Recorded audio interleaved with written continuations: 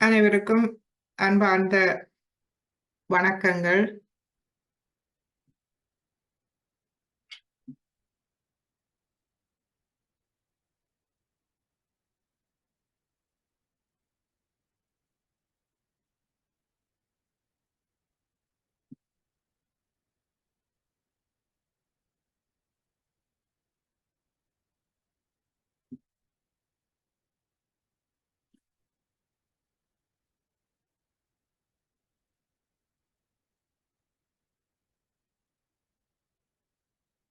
இன்று நாம் நமது ஆரம்ப வகுப்பை தொடர்வோம்.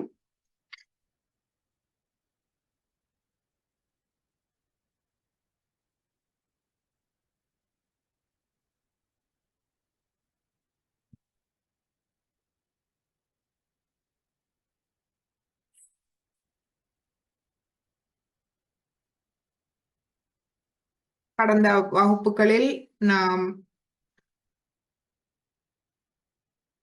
நமது ஆரம்ப வகுப்புகளில் நாம் மூலாதாரத்திலிருந்து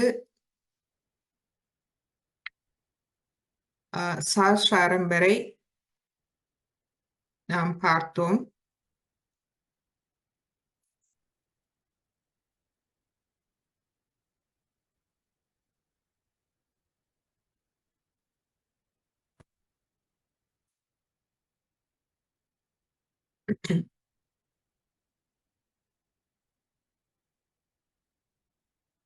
நமது ஆரம்ப வகுப்பை தொடர முன்பு, அதாவது சஹஸ்ராரம் வரை நாம் ஆரம்ப வகுப்பு இதுவரை பார்த்தோம். ஏப்ரல் மாதம் 20ஆம் தேதி ஆரம்பித்தோம். முக்கியமான 7 சக்கரங்களை பற்றிய முக்கியமான விளக்கங்கள் இதுவரை நாம் பார்த்தோம். தியானம், ஆத்ம ஞானம், அதாவது அறிவு நிறைய பெற்றுக்கொண்டோம். நான் அடுத்த புதியவர்களுக்கான அடுத்த வகுப்பு விரைவில் ஆரம்பிக்க இருக்கின்றோம். ஜூலை மாதம் 27ஆம் தேதி சனி மாலை 7 மணிக்கு ஆரம்பித்து தொடர்ந்து எமது வாராந்த வகுப்புகள் செவ்வாய் வியாழன் மாலை 7:30 மணிக்கு தொடரும். ஜூலை 27 ஆரம்ப வகுப்பு, அதை தொடர்ந்து வாராந்த வகுப்புகள் 3 மாத காலம் செவ்வாய் வியாழன் மாலை 7:30 மணிக்கு தொடரும். இந்த சகயோகா தியானம் அனைவருக்கும் உரியது. எனவே தியானத்தில் ஆர்வமுள்ளவர்கள்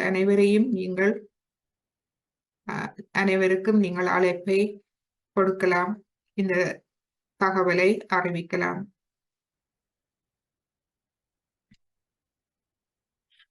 ஆரம்ப வகுப்பு முடித்த பின்பு இடைநிலை வகுப்புகள் தொடரும். வெள்ளி மாலை 7:30 மணி, ஞாயிறு மாலை 6:30 மணி. எனவே ஆரம்ப வகுப்பை முடித்தவர்கள் நமது இடைநிலை வகுப்புகளில் தொடர்ந்து தியானத்தில் முன்னேறலாம். மற்றும் நமது காலை தியானம் செவ்வாய் வியாழன் காலை 4:30 மணிக்கு தொடர்ந்து நடைபெறும். எம்மை தொடர்பு கொள்ள விரும்பினால் தொடர் விளக்கங்கள் இதில் இருக்கின்றது. இன்றைய தியானத்தை ஆரம்பிப்போம். மெழுகுவர்த்தி சுத்திகரிப்பு மற்றும் உப்பு நீர் சுத்திகரிப்புக்கு தயாராக இருங்கள். மற்றும் நாம் எம்மை சிரமமின்றி வைத்துக் கொள்ள வேண்டும். எதற்கும் எதிர்வினை புரியாது, எமது அகங்காரம் மமகாரத்தில் பற்றில்லாது அவற்றை முழுமையாக சரணடைத்து சாட்சிபாவ நிலையில் எம்மையே நாம் ஒரு சாட்சியாக பார்க்கும் நிலை. எமது உடலில் வருத்தங்கள் இருக்கலாம், உள்ளத்தில் வருத்தங்கள் இருக்கலாம், எதுவானாலும் அவற்றை நாம் சாட்சியாக பார்ப்போம். ஏனென்றால் இப்பொழுது அவற்றை கையாளும் திறனை நாம் அறிந்து கொண்டோம், உண்மையை அறிந்து கொண்டோம். நாம் முழுமையோடு ஒன்றாகும் போது அந்த முழுமை தெய்வீகமை கவனித்துக் கொள்கின்றது. எனவே நாம் இங்கு கவலைப்படவோ வருத்தப்படவோ ஒன்றுமில்லை. முற்றிலும் சிரமமின்றி அமைதியடைய அமைதியோடு நாம் முழு நம்பிக்கையோடு இந்த தியானத்தில் நாம் ஈடுபட வேண்டும்.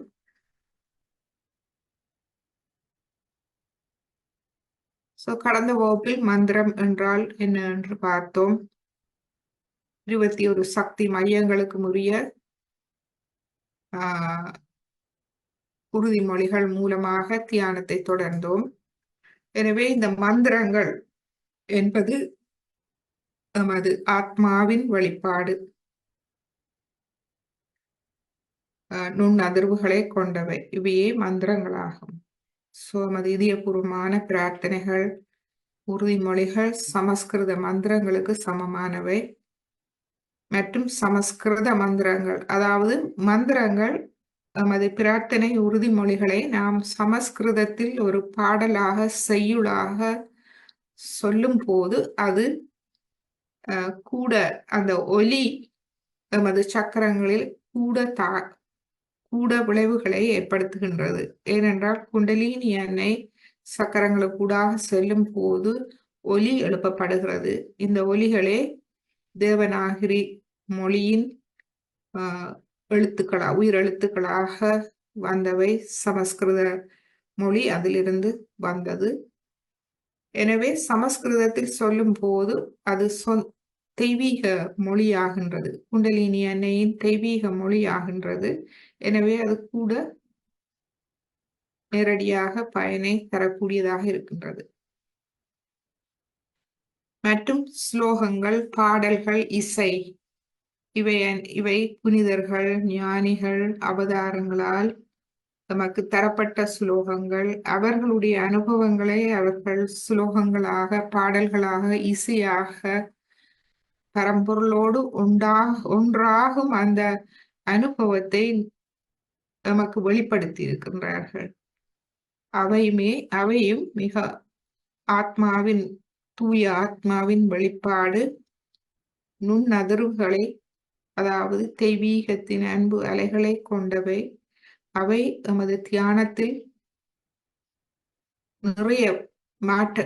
நிறைய உதவி புரியக்கூடியதாக இருக்கும். அதனால்தான் நாம் இசை கேட்கும் போது, நல்ல இசை கேட்கும் போது மனம் அமைதி அடைகின்றது. அதாவது நமது குண்டலினி எண்ணெய் அமைதி அடைகின்றார். மற்றும் ஸ்ரீ மாதாஜியின் அருள் உரைகள் எமது அறிவு கண்ணை திறக்கக்கூடியது. எமது அறியாமையை போக்கி நமக்கு ஆத்ம அறிவு, ஆத்ம ஒளி, ஆத்ம ஞானத்தை நமக்கு தரவில்லை. ஓம் என்ற அந்த முதல் ஒலி மந்திரத்தை நாம் பார்த்தோம் கடந்த வகுப்பில். இன்று நாம் சாயோகாவை மேலெடுத்து செல்ல, அதாவது இந்த சாயோகாவில் முன்னேற விரும்புபவர்களுக்கு மிக முக்கியமான சில வகுப்புகள் இந்த ஆரம்ப வகுப்பில் நாம் தொடர்வோம். நமது அடுத்த வகுப்பு ஆரம்பிக்கும் வரை நாம் தொடர்வோம். இதுவரை நாம் சாயோகா என்றால் என்ன என்று நாம் பலவாறாக விளங்கிக் கொண்டோம். மிக எளிமையாக சொல்வதானால் உண்மை, அன்பு மற்றும் மகிழ்ச்சி, அதாவது ஆனந்தத்தின் பாதைக்கான ஒரு ஜோதி, ஒரு விளக்கொளி ஜோதி என்று சொல்லலாம். அதாவது எமது அறியாமை இருளை போக்கி எமக்கு நல்ல பாதையை காட்டுகின்றது சாயோகம். இந்த ஒளி ஆத்ம ஞானம். இந்த ஒளி என்றால் என்ன? இந்த ஒளி எம்மை வழி நடத்துகின்றது, எமக்கு ஊட்டம் அளிக்கின்றது, அறிவூட்டுகின்றது. மற்றும் மிக முக்கியமாக அறிவுபூர்வமான ஒரு ஆளுமையை, ஒளியை கொண்ட ஒரு ஆளுமையை எமக்கு தந்தருகின்றது. எம்மை சந்திப்பவர்கள் எம்முடைய ஈர்ப்பு சக்தி, எம்முடைய ஞானம், எமக்குள் இருக்கும் அந்த ஒளி, அந்த ஞானத்தை அவர்கள் தாங்களாகவே புரிந்து கொள்கின்றார்கள். நாம் பேசும் பொழுது எம்மிடம் அந்த கிராவிட்டி, அதாவது அந்த தத்துவத்தை, அந்த ஈர்ப்பை, அந்த கனத்தை, அந்த அறிவு நிறைந்த ஒரு ஆளுமையை அவர்கள் எமக்குள் காணக்கூடியதாக இருக்கின்றது. எனவே இந்த ஆத்ம ஞானத்துக்கு எல்லை இல்லை, தெய்வீக அனுபவங்களுக்கு எல்லை இல்லை. எனவே நாம் தியானம் தொடரும். நம்மோடு தொடர விரும்புபவர்கள் தாராளமாக ஒவ்வொரு வகுப்பிலும் நம்மோடு பயணிக்கலாம்.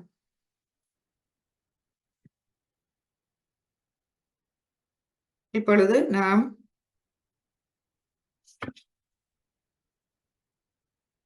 நமது மனம், உடல் இரண்டையும் இலகுவாக வைத்து 2-3 தடவை ஆழமான மூச்சு எடுத்து உள்விட்டு கவனத்தை தலை உச்சிக்கு கொண்டு வருவோம். எமது குண்டலினி அன்னை எங்கிருக்கின்றார்?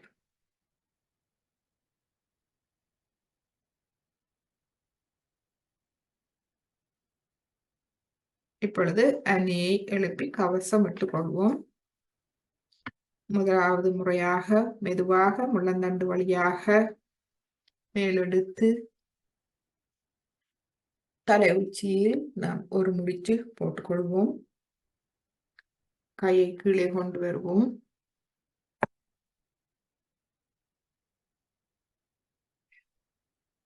இப்பொழுது இரண்டாவது முடிச்சை இரண்டாவது தடவை மெதுவாக கையை மேலே கொண்டு வந்து மேலெழுப்பி இரண்டாவது தரம் 2 முடிச்சுக்கள் போட்டுக்கொள்வோம். கையை மெதுவாக கீழே கொண்டு வருவோம். மூன்றாவது தடவை மெதுவாக மேலே கொண்டு சென்று 3 முடிச்சுக்கள் போட்டுக்கொள்வோம். 1, 2, 3. பின்பு நமது கையை கீழே கொண்டு வந்து கவசம் இட்டுக்கொள்வோம். மூலாதாரம், சுவாதிஷ்டானம், நாபி பவசாகரம், இருதயம், விசுத்தி, ஆக்யா, சஹஸ்ராரம். இரு கைகளையும் கூப்பி வணங்கி இன்றைய தியானத்தை ஆரம்பிப்போம்.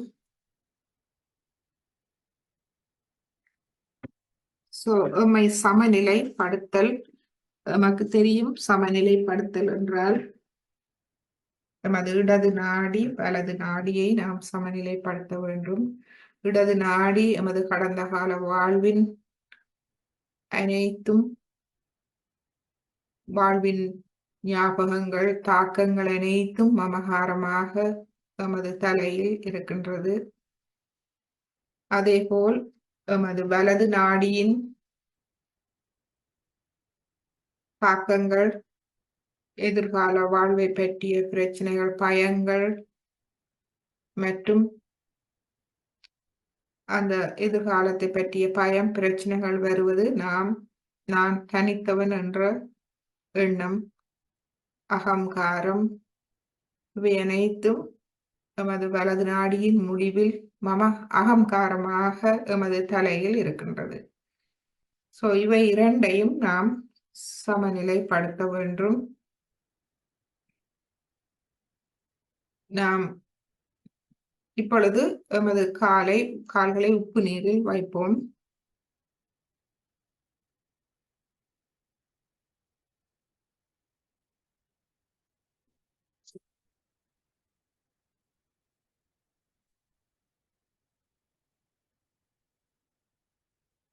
இந்த அகங்காரம் மமகாரத்திலிருந்து விடுபடுவதற்கு இவற்றின் மூல காரணம் இந்த உலக மாயையாகும்.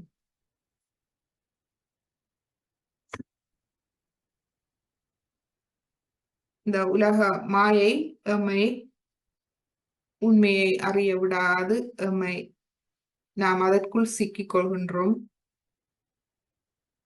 இந்த மாயை 3 விதமான முடிச்சுகளாக எமது சூட்சும சரீரத்தில் இருக்கின்றது. இந்த 3 முடிச்சுகளும் பிரம்ம கிராந்தி, விஷ்ணு கிராந்தி, ருத்ர கிராந்தி என்று அழைக்கப்படும். இன்று அவை மூலம் நாம் எமது அகங்காரம் மமகாரத்தை நாம் சுத்திகரித்துக் கொள்வோம் பிரார்த்தனை மூலம். முதலாவது கிராந்தி.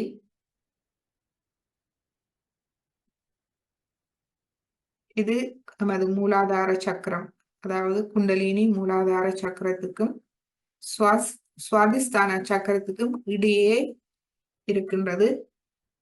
இது அக்னி பிரம்ம கிராந்தி என்று அழைக்கப்படுகின்றது.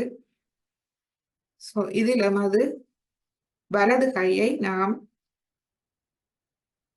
எமது மூலாதாரத்துக்கும் சுவாதிஸ்தானத்துக்கும் இடையில் அடி வயிற்றில் நாம் வைப்போம். முக்கியமாக கவனத்தை நாம் அங்கு கொண்டு செல்வோம். இந்த பிரம்ம கிராந்தி முதல் முடிச்சு. இந்த முடிச்சு எமது சூட்சும சரீரத்தில் நமது கவனம் பொருள் மற்றும் பொருள் முதல் வாதத்துடன் சிக்கிக் கொள்வதால் உருவாகின்றது.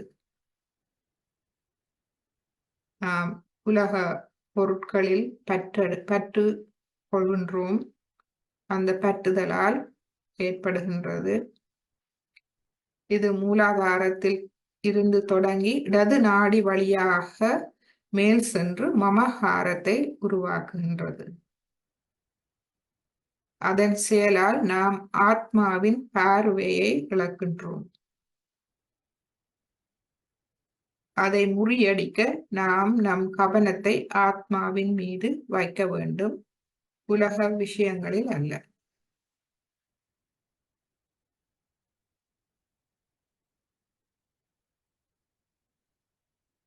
இதில் நாம் பிரார்த்திப்போம், ஸ்ரீ மாதாஜி நம்மை இந்த மாயையிலிருந்து முழுமையாக வெளியே எடுத்து விடுங்கள்.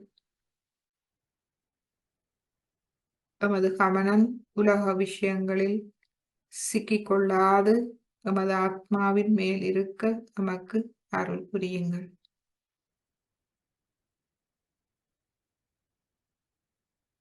நான் ஒரு தூய ஆத்மா, அதுவே எனது அடையாளமாகும்.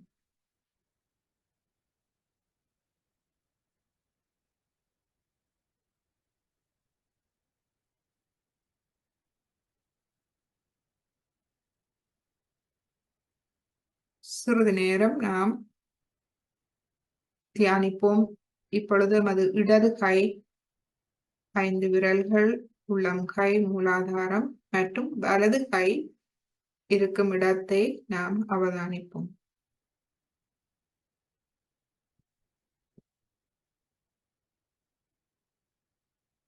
கடந்த காலம் முடிந்த ஒன்று.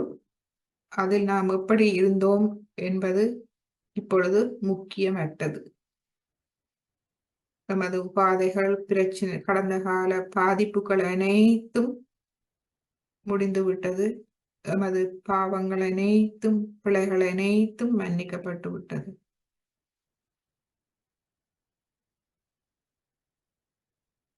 இப்பொழுது நாம் புதிய ஒரு வாழ்வை ஆரம்பித்திருக்கின்றோம்.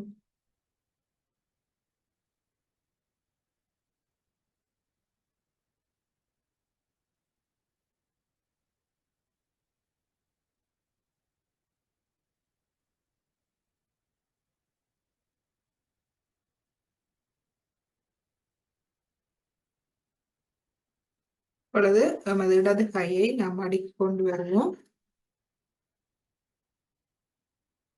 எமது 2வது முடிச்சு விஷ்ணு கிராந்தி. இது நாபி மற்றும் இருதய சக்கரத்துக்கு இடையில் இருக்கின்றது. அதாவது மேல் வயிற்று பகுதியில். எனவே அங்கு நமது இடது கையை நாம் மேல் வயிற்று பகுதியில் வைப்போம்.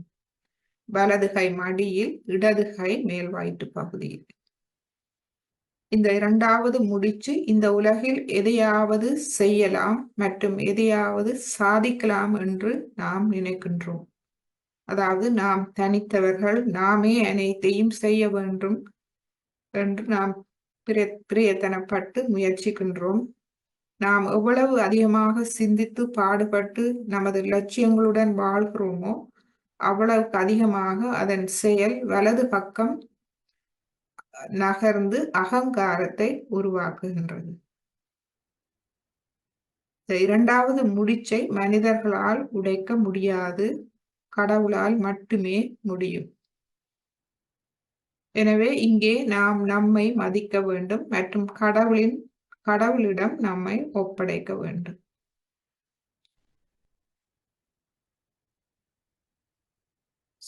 இப்பொழுது நாம் ஒரு தூய ஆத்மா, பரபிரம்மத்தின் ஒரு அங்கம், தனித்தவர்கள் அல்ல,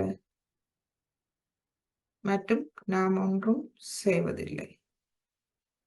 எனவே நமது அகங்காரத்தை நாம் முழுமையாக சரணாகதி செய்து விடுவோம். நமது எதிர்காலம் முழுமையான பாதுகாப்பை, எதிர்கால வாழ்வின் முழுமையான பாதுகாப்பை உணர்வோம். முழுமையான சரணாகதி. ஏனென்றால் இந்த முடிச்சை கடவுளால் மட்டுமே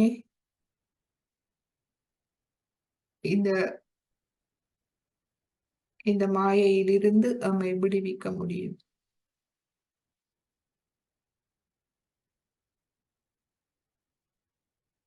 இப்பொழுது நமது வலது கை 5 விரல்கள், உள்ளம் கை, மூலாதாரத்தை அவதானிப்போம். இடது கை மேல் வயிற்று பகுதியில் கவனிப்போம்.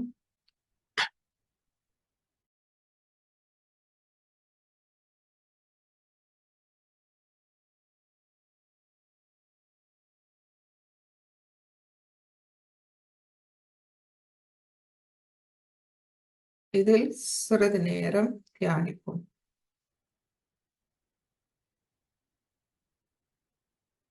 எமது மேல் வயிற்று பகுதியில் குளிர்ச்சியை நாம் உணர்வோம். அங்கு நாம் பிரார்த்திக்கும் போது அன்னை குண்டலினி அங்கு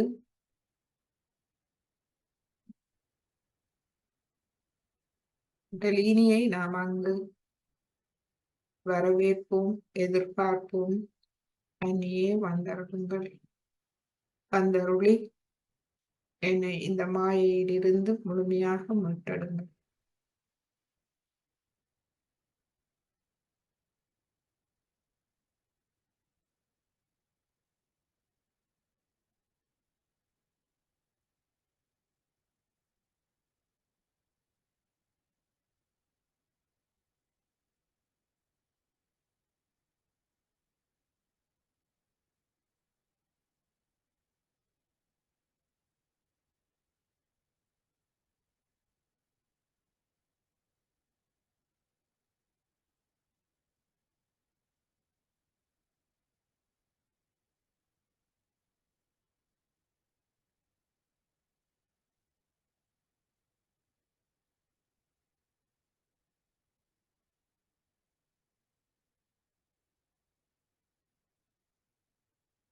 இப்பொழுது எமது இடது கையை மடிக்கு கொண்டு வருவோம். 2 கைகளும் மடியில் இருக்கட்டும்.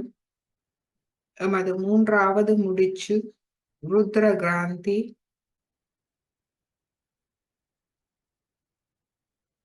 இது எமது விஷுதி மற்றும் ஆகிய சக்கரம்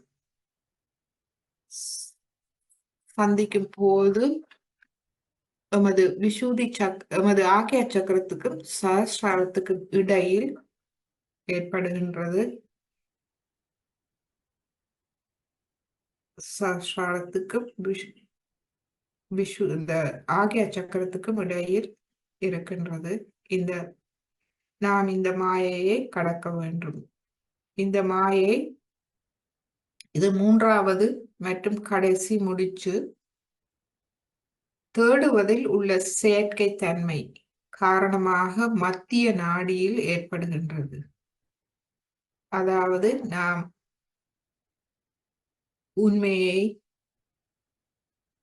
தேடும் போது, எமது மூலத்தை தேடும் போது, நாம் எங்கிருந்து வந்தோம் என்று தேடும் போது, அதாவது கடவுளை தேடும் போது, அங்கு செயற்கை தன்மை இருக்கக்கூடாது.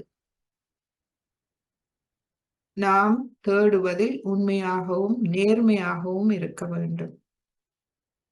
முற்றிலும் சத்தியத்தில் இருக்க வேண்டும். நாம் ஆத்மாவை தேடுகின்றோம், ஆத்மாவுடன் ஒன்றாக ஆக வேண்டும். மேலும் நம் கவனம் எல்லாம் ஆத்மாவின் மீது செல்ல வேண்டும். முட்டாள்தனமான விஷயங்களில் விரக்தி அடையக்கூடாது.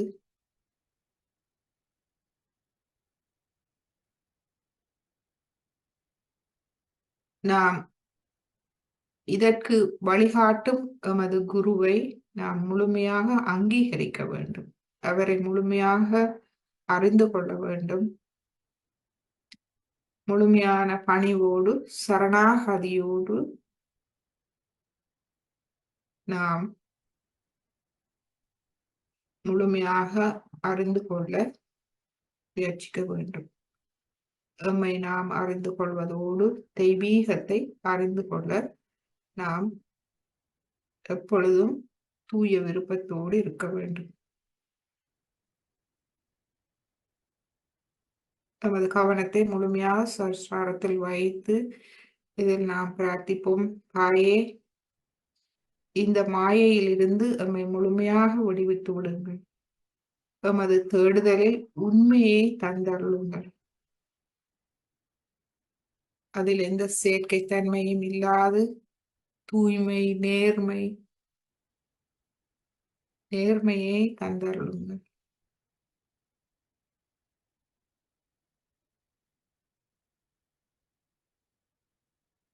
முழுமையான அங்கீகாரம், குருவை முழுமையாக ஏற்றுக்கொள்ளல், அங்கீகரித்தல், விளங்கிக் கொள்ளல், பணிவு, சரணாகதியோடு இருக்க எமக்கு அருள் புரியுங்கள்.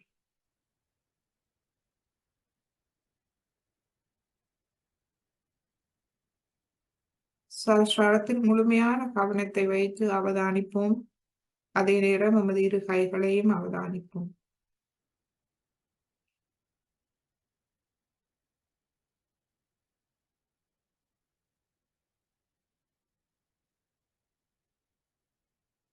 இந்த அடிப்படை 3 மாயைகளையும் நாம் கடக்க வேண்டும்.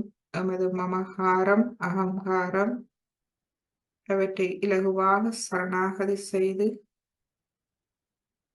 நமது தேடுதலில் நாம் நேர்மையோடும் உண்மையோடும் இருக்க வேண்டும்.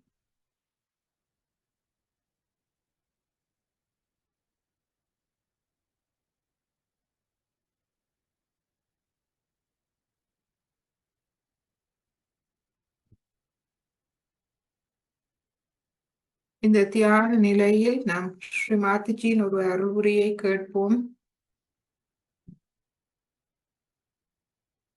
நமது இதயத்தின் தூய்மை, நல்லொழுக்கம் பற்றிய ஒரு உரை.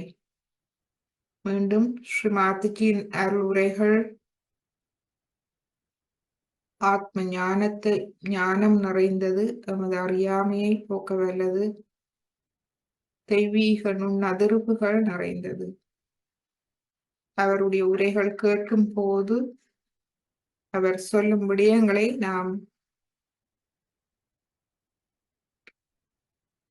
கேட்டு பின்பு நாம் அவற்றை குறித்து வைத்துக் கொள்ளலாம். மேலும் அவருடைய உரைகள் எமது சக்கரங்களில் வேலை செய்ய எம்மை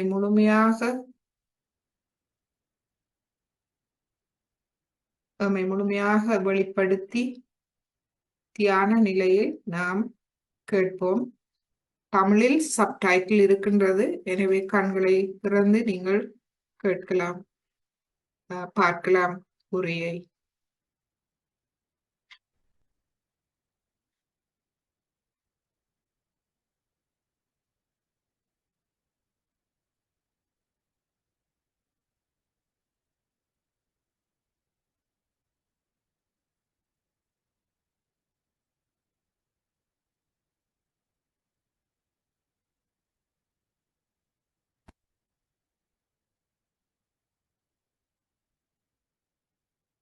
ஸ்ரீமாதிஜி நாம் இதயத்தை முழுமையாக சுத்தப்படுத்தி தூய்மையாக வைத்திருப்பதை பற்றிய ஒரு உரை. உண்மையாகவும் நேர்மையாகவும் நாம் இந்த சாயோகாவில் இருக்க நமக்கு அது அருள் புரியும். We have to cleanse this heart completely, fully, and make it so pure that it purifies all the blood that passes through the whole of the body. So the cells of this heart, which has made this great organ, has to be the best, because the cells of the heart within a human body are the best cells, the highest quality, the most sensitive. And it's the heart that expresses the anahata, the sound that is without percussion. While we find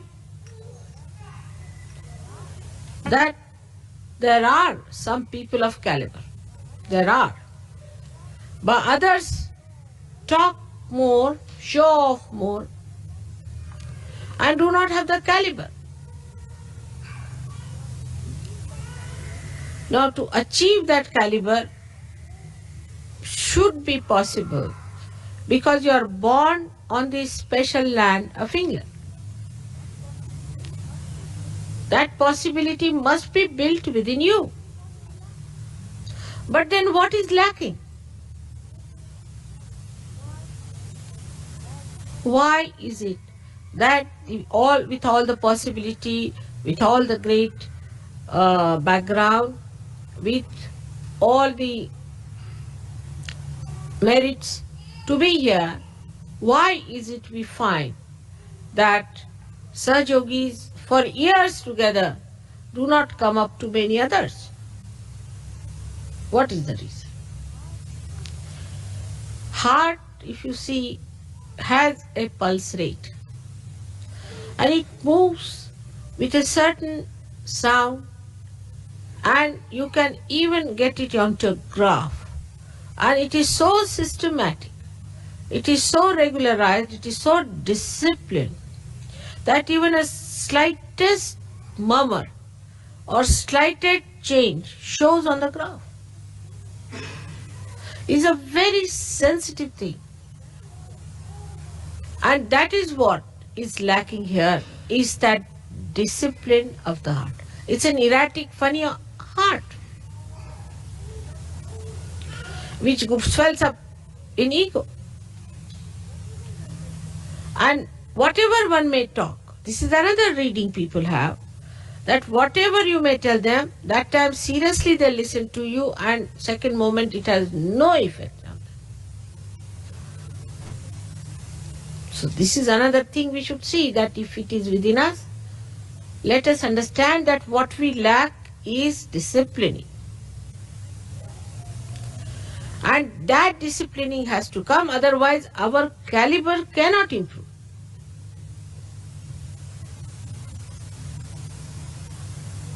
But for all that, I think what we should have is innate intelligence. No education, innate intelligence. Innate intelligence to understand that our caliber has to improve.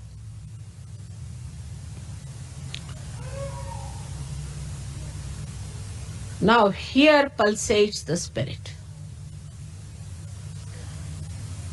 The spirit and not the power. The witness, the one that watches. That is the reflection of God, who is the spectator of the work of the Devi. Actually, what happens? That without rising up to that status, if we also say, all right, we are also watching because we are the spirit, then we do not achieve that caliber. And with all the blessings, like 7 auras of the heart, we have got 7 ashrams.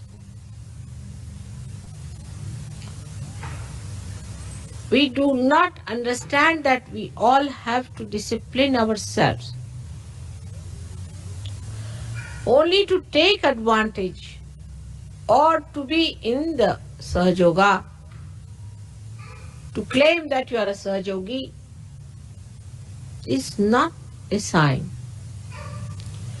of being a cell of the heart. And warning has to be given now. Very important is at this juncture when Sahajoga is now taking off. Remember this. The speed has been gained and it is taking off. Those who will be left behind will be left behind. So don't get into bumptiousness. First is your character, as everybody says, they are very bumptious. Try to be humble and then understand that you have to be in the plane and not left behind on the grounds. It is moving fast. Now the most fortunate thing is that today is the Navratri and that I should be in London and this Navratri Puja should be performed here. No other country is that privileged because this is the highest puja. The greatest ritual which you can attend.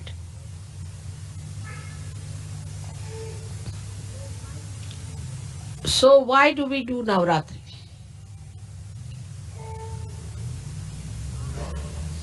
In the heart, to do Navratri is to accept the powers of the Shakti. To realize the power that all these chakras have got in themselves. And that when they are enlightened, how you can express all these powers of these 9 chakras within ourselves. The 7 chakras plus the heart and the moon makes it 9. But I would say that 7 of these, and on top of that we should say 2 more centers, which Blake has described surprisingly as 9 centers, clearly. Just now I cannot talk of the higher 2 centers, but let us at least talk of the 7 centers. The power of these centers have we been able to develop within ourselves. How can you do it? You have no time. You are all busy people. And bumptious. So now, to develop these powers, we have to concentrate on these chakras. Everywhere I went, I was surprised the questions they asked me, the way they were, nobody talked about their family, house, jobs, or any other nonsensical thing like unemployment and all that. They just asked me, Mother, how do we develop the power of this chakra or that chakra or that chakra? And I asked them, how is it you are asking about a particular chakra? They said, because we find this is missing in us. Especially in me, this one is not all right.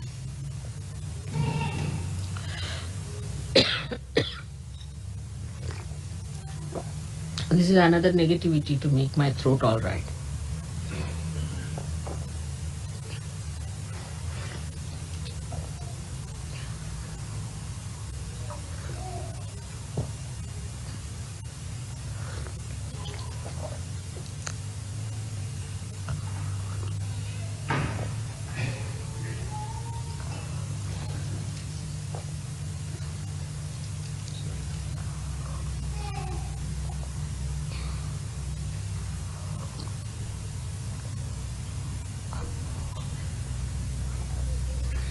Now, for a realized soul, there is no need for me to discipline you or to tell you all these things, because I hate to talk in this tone to you today.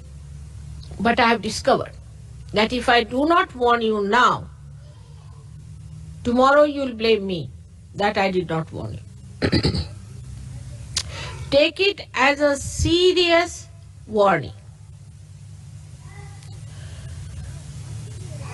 Now, after realization, there is no need for me to discipline you at all, because you have got the light. You have known what is realization.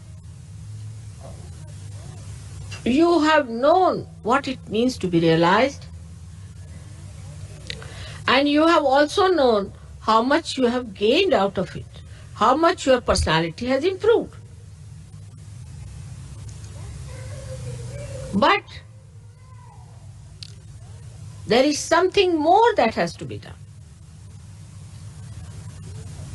Is to see for yourself if you have really disciplined yourself or not. There is no need for any leader to tell you. There is no need for any ashram fellow to tell you. There is no need for anyone to tell you. It is you who is a realized soul. You are your own master. You are your own guru. Imagine, you are all gurus. Great gurus and sadgurus. Respected saints, where all the angels have to shower you with flowers. Think of it. And here you are bumptiously giving lectures, talking bumptiously. Very embarrassing, even for the deities. They don't know what to do, whether to garland you or to shut your mouth. Here you are, who have been, all right, take them out. Who is crying?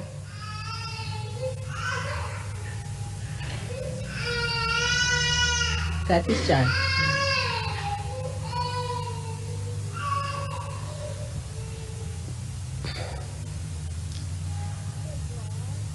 Here you are in such a great position that you have got realization. That only thing you have to accept the beauty of this great yoga, that you just enlighten your own powers, which are on these 7 chakras.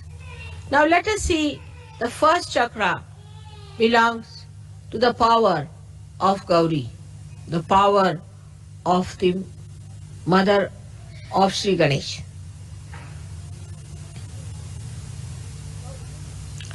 Gauri's power, tremendous they are, aren't they? Because of her power, you have got your realization. Now what have we done to enshrine that power within ourselves. Today, if it is the first day of Navratri, let us see what have we done.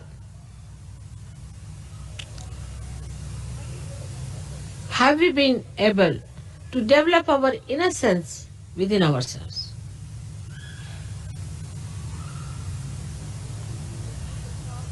When people talk, they are so sharp.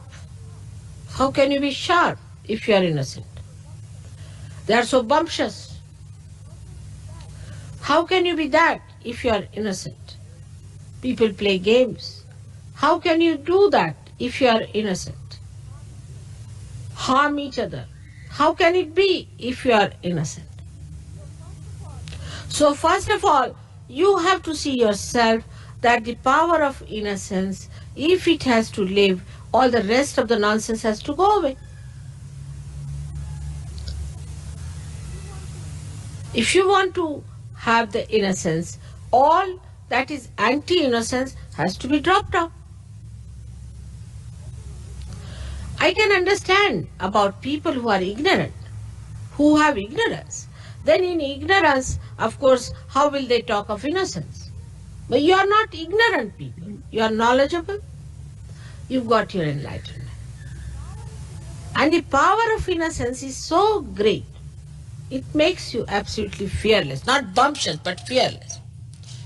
And the greatest thing of innocence is that you are respectful. The sense of respect,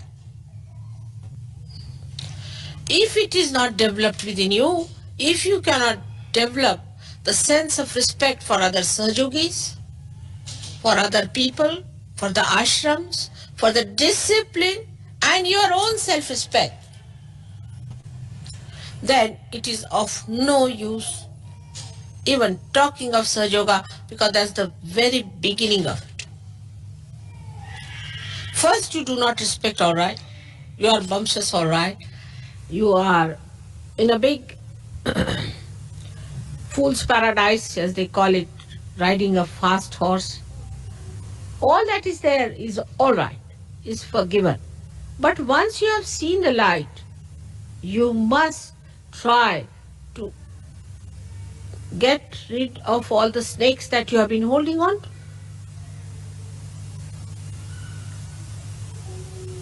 It's a simple thing. In your childlike nature only, you can receive the blessings of Gauri. Otherwise, you cannot. You have to be really childlike. Otherwise, it is absolutely useless, no use telling you anything, because you think you are too clever. To such a person who thinks he is too clever, what's this of talking to such a person? Because he already knows everything. So the first power when you develop, you must learn to sit on the Mother Earth, first of all. You must respect the Mother Earth, because the first chakra is made out of the Mother Earth. Try to be more settled down with yourself on Mother Earth. And the respect, see the trees, when they get their flowers, they are not so respectful. But when they are laden by the fruits, they bow down to Mother Earth. In the same way, when you have got the fruits of Sahajoga, you all must bow down. And innocence has a special capacity to make a person extremely peaceful. Extremely peaceful. All the anger, temper, violence. If a person doesn't have innocence, it cannot come in you. Because a person who is not innocent is either sly or aggressive. He cannot have peace within his heart. But an innocent person is not bothered. Innocently he lives, enjoys everything in complete peace and harmony. But this violence comes when a person becomes clever. He thinks, I'm so clever, the another one is so stupid, I have a right to shout at that person. And the one who is not innocent is never wise. He may be to look sharp, but he's not wise. Wisdom comes only with innocence. And how much wisdom have you gathered?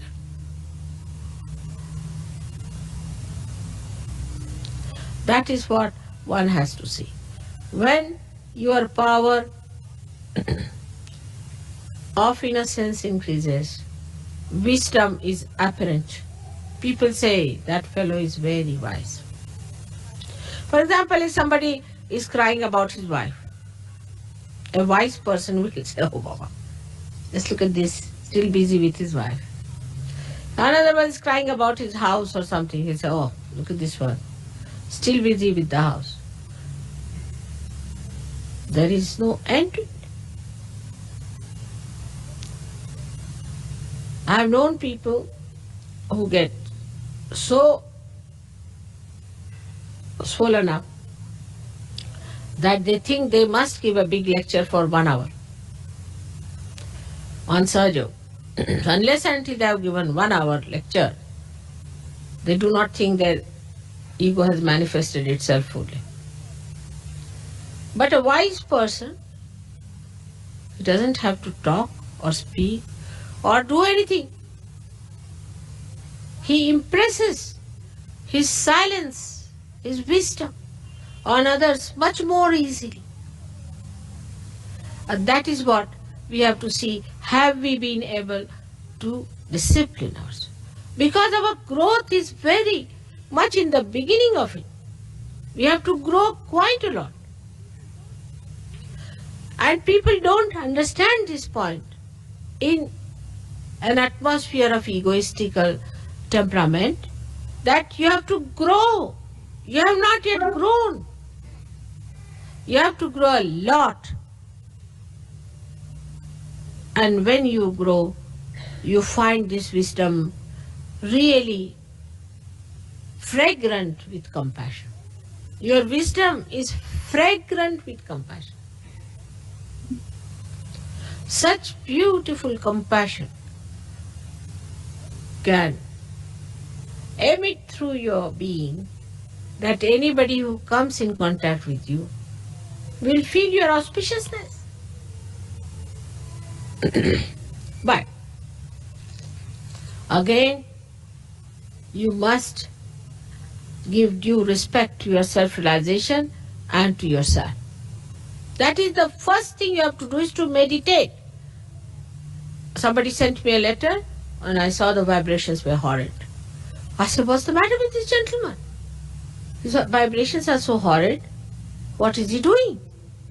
Then I found out that he says he doesn't need any meditation. He's already reached the 14th heaven. So he doesn't need any meditation, doesn't have to do any meditation. It's easy to explain, but whom are you explaining? You have to explain to yourself. Only yourself. Nobody else wants your explanation. It's like missing the plane. Yeah, when you miss the plane, whom are you going to explain? The plane has left. So then you have to explain yourself only. You will tell the air or to the gangway or anything that, oh Baba, it happened like that, there was this thing, I had no time, there was a jam, this. But the plane is gone. Whom are you explaining?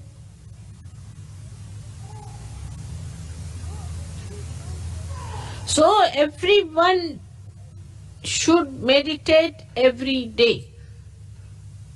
That is a very important thing which people are doing in all the countries where I am not. Because I am in England, people take me for granted. Mother is doing everything. So I get up at 4 o'clock, take my bath, meditate for you all. I better start doing that again. Otherwise, you have no time to meditate. So at least let me meditate for your sake. So everyone must today promise to me that they will meditate every day. Get up in the morning. We can't get up in the morning. The whole world can get up. Why not the English? But when it was the War of Waterloo, they were the first to arrive there. They won the war because they were so punctual. What has happened to their punctuality today?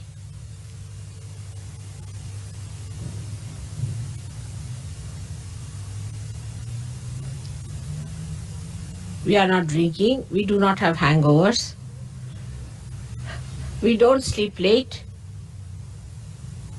So why shouldn't we decide today that every morning I'll get up and do my meditation? And while meditating, I must concentrate on myself and not on others. And see for myself what is catching, where am I catching, which chakra I am catching, what have I to do. So on this day of Navratri, today as the first day, the Gauri's power must be enlightened within us. And they must express. And they are tremendous. I cannot describe them in one lecture. Think of the primordial Kundalini. She acts in the Mother Earth, she acts in the universe, she acts in the animals, she acts in the matter, she acts in the human beings, and now she acts in you. She is the one who decides the face and the figure that you are going to have. She is the one who decides what child you should have. She is the one who gives you the particular type of a child that you need. She is the one who has got you all these beautiful children. She is the one who has given you these sparkling faces and sparkling eyes. All this she has done for you. But what about the power that you have within yourself? How much have you manifested that? The primordial is working very hard, no doubt. But what about you, the individuals who have got their own Kundalini awakened? How far you have opened her out? And what is Kundalini is a simple thing, as you know, is the true desire. So true desire to perfect yourself, to grow yourself, if it is really true desire, nothing else is important.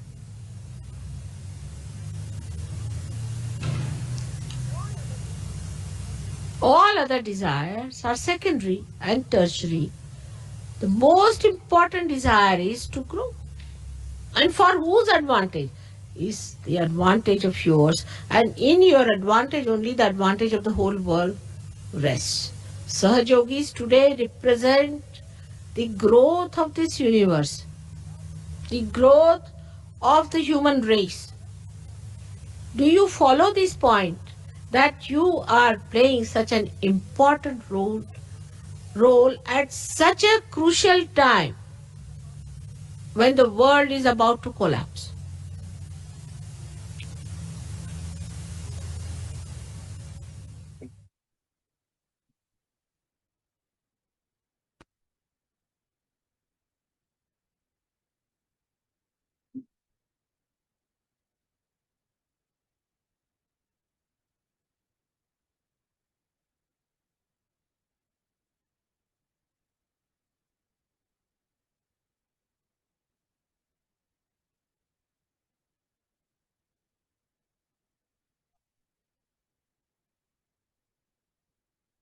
சிறிது நேரம் அமைதியான தியானத்தில் இருப்போம்.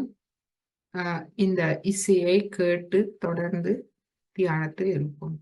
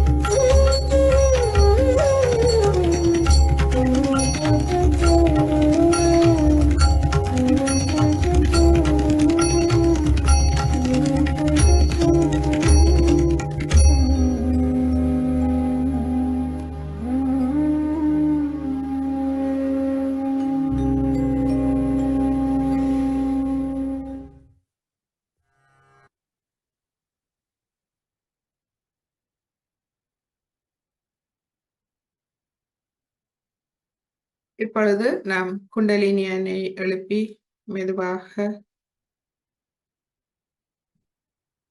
கவசம் இட்டுக்கொள்வோம். முதலாவது தடவை,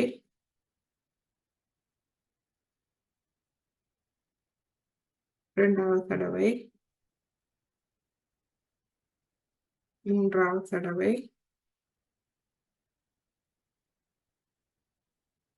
கவசம், மூலாதாரம், சுவாதிஷ்டானம், நாபி, பவசாகரம், இருதயம், விஷுத்தி, ஆக்ஞா, சாசனம்.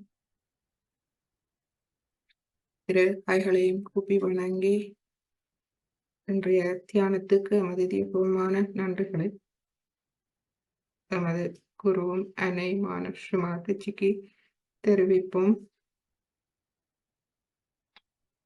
இன்றைய உரையில் ஸ்ரீமாதாஜி எமது அனைத்து சக்கரங்களினுடைய சக்திகளை பற்றி உரையாற்றினார். அந்த சக்திகள் பற்றி எமக்கு தெரியும், அது அவற்றின் நற்பண்புகள் ஆகும். அந்த நற்பண்புகளை நாம் எவ்வாறு வெளிக்கொண்டு வருவது நமக்குள்?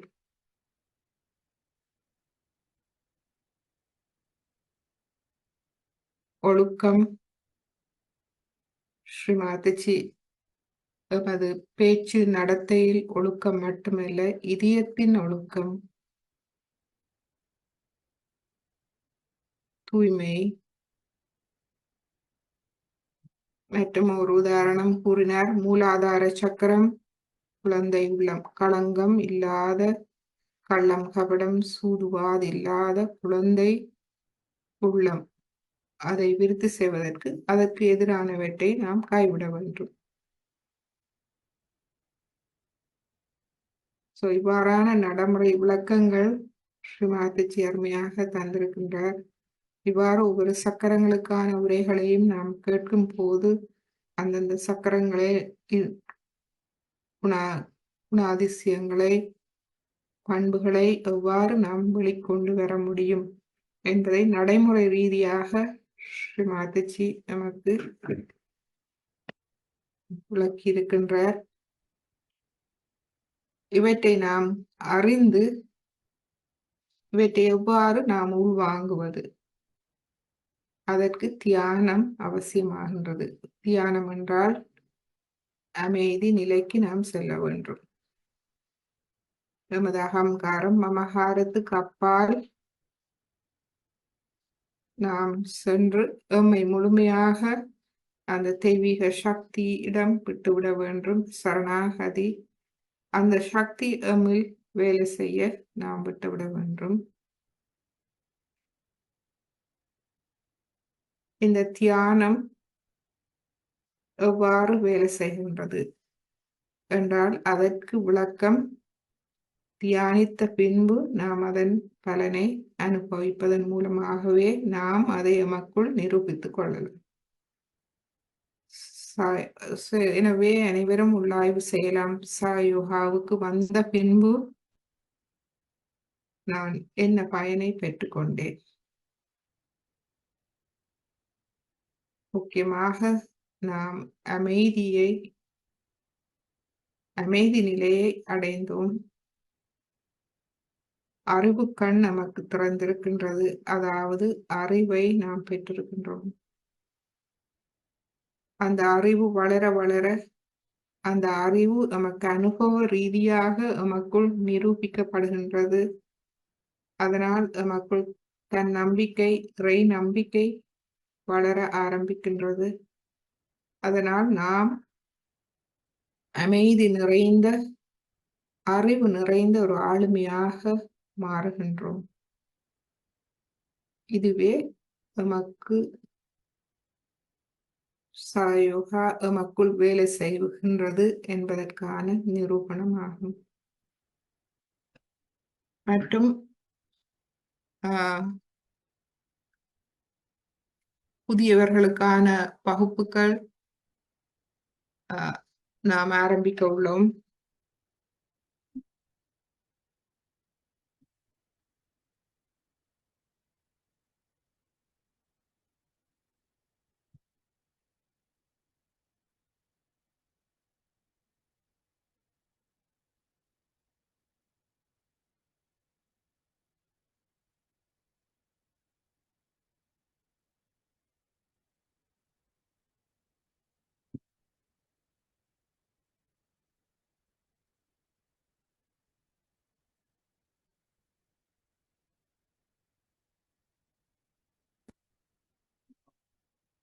புதியவர்களுக்கான வகுப்புகள் மீண்டும் ஆரம்பம் 27 ஜூலை மாதம் 27ஆம் தேதி ஆரம்பிக்க இருக்கின்றோம். சனி மாலை 7 மணிக்கு ஆரம்பிப்போம். அதனைத் தொடர்ந்து வாராந்தம் செவ்வாய் வியாழன் மாலை 7:30 மணிக்கு புதிய வகுப்புகள் புதியவர்களுக்கு நாம் தொடர்போம். மற்றும் நம்மோடு புதிய வகுப்புகளை முடித்தவர்களுக்கு இடைநிலை வகுப்புகள் தொடரும். வாராந்தம் வெள்ளி மாலை 7:30 மணிக்கும் ஞாயிறு மாலை 6:30 மணிக்கும் தொடரும். இது இலங்கை நேரம். மற்றும் மீண்டும் சயோகாவில் நன்மை அடைய விரும்புவர்கள் நமது வாராந்தம் செவ்வாய் வியாழன் காலை 4:30 மணிக்கு நாம் காலை தியானம் வைத்திருக்கின்றோம். இந்த தியானம் மிகவும் ஆழமாக தியானத்தின் மூலமாக பயனடைய உதவியாக இருக்கும். எனவே முடிந்த அளவு நீங்கள் முடிந்த வகுப்புகளில் இணைந்து கொள்ளலாம். உங்கள் அது தொடர்பு இலக்கங்கள் ஏதாவது கேள்விகள் இருந்தால் நீங்கள் வாட்ஸ்அப் மூலம் தொடர்பு கொள்ளலாம். இமெயில் அல்லது எமது ஃபேஸ்புக் குரூப்பில் நீங்கள் இணைந்து கொள்ளலாம். வாட்ஸ்அப் மூலம் தொடர்பு கொள்ளலாம். விரைவில் நாம் எமது புதியவர்கள் எமது ஆரம்ப குழுவில் ஆரம்ப வகுப்பு வாட்ஸ்அப் குழுவில் இணைவதற்கு நாம் இணைப்புகள் அனுப்புவோம். எனவே உங்கள் உற்றார் உறவினர் நண்பர்கள் புதியவர்கள் யாரும் தியானத்தை ஆரம்பிக்க விரும்பினால் நீங்கள் அவர்களுக்கு அறிய தரலாம்.